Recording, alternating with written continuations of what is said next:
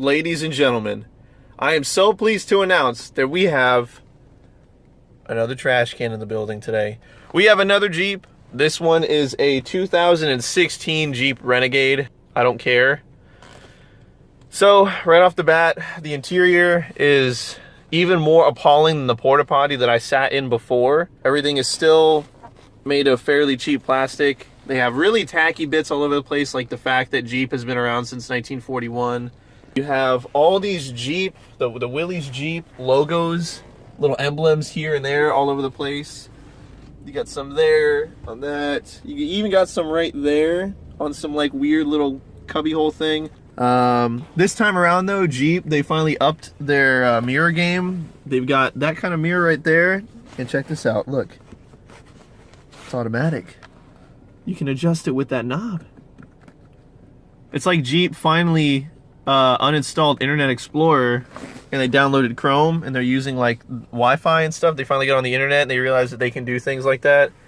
Moved on to the gauge cluster. They've got fucking mud in there to let you know that this car is not supposed to go up to there. That's like their red line, I guess you'd call it.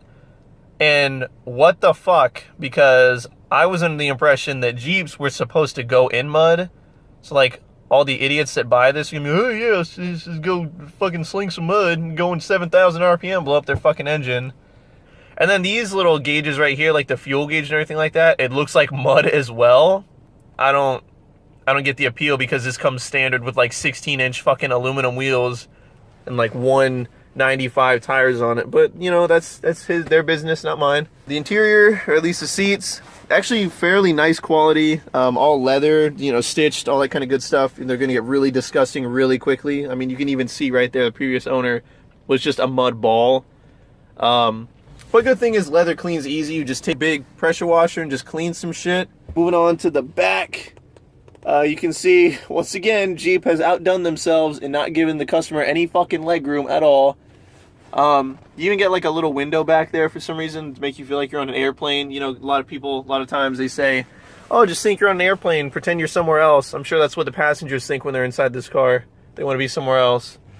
Everything in front of the driver feels like it's so far away. Like the windshield is maybe 3 feet away from you in the front. I'm assuming to give the driver some feeling of superiority because he's driving a Jeep. And they got this little glove box here where you can put all your Viagra receipts and all that kind of stuff, because down here though, which I'm really interested in, is they have this LCD display for the air. Because, you know, the simple-minded folk that used to buy these cars, or that are going to buy these cars rather, they didn't know how to work the ones with just like the little dials, like the ticks on them. So they had to get them that. On, we have this little weird automatic parking brake. I'm not interested in that. Traction control button, because this is a front wheel drive, little 2.4 liter front wheel drive, because you're clearly going to need that to do your mad skids, yo. Heated seats and heated steering wheel. I don't know why they're trying to make this car a luxury car, and it's really not. It's a 2.4 liter multi-air, which basically means that it draws air from multiple points around the car.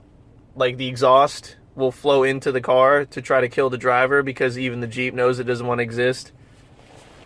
We have this, Jesus Christ, we have this little head unit here. I mean, they try to mask the fact that it's cheap plastic with a bunch of buttons and shit. It just doesn't really work. You get this pull handle, you know, for when you go over those big mud jumps. Your passenger can feel sort of safe, I guess. So I think this really is targeted towards the simple-minded folk, because if you open the door while the car is on, it gives you this. It reminds you that your engine is running. It feels like whoever was in charge of designing this vehicle, they asked their edgy 15-year-old son what he thought a Jeep should look like, or what a Jeep should feel like.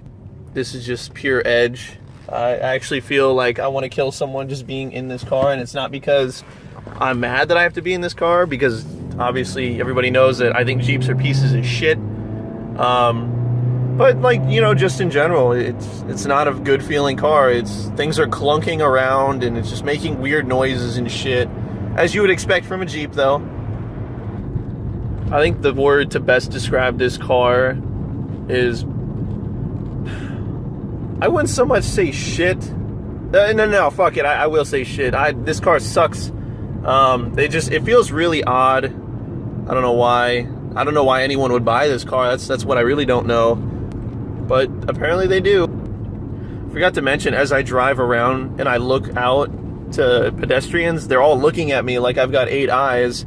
Probably because they're wondering why anybody else would be in this car. Yeah, I forgot to mention I finally did one for you desktop users. I'm finally recording in fucking landscape mode. I'm sure a lot of people are bitching about the stupid ass vertical. I fucking hear you. I know. I'm doing it now. You're welcome. Alright, at this point of the video, I want to go ahead and highlight some strong points and some strong... If I wasn't already extremely biased towards a Jeep, I would say this car is in pretty good nick for how many miles. I believe it has 24,000 miles. But I've always been a Jeep hater. I can't stand them. They're little buckets of shit that you can collect shit in because they're made of a porta potty.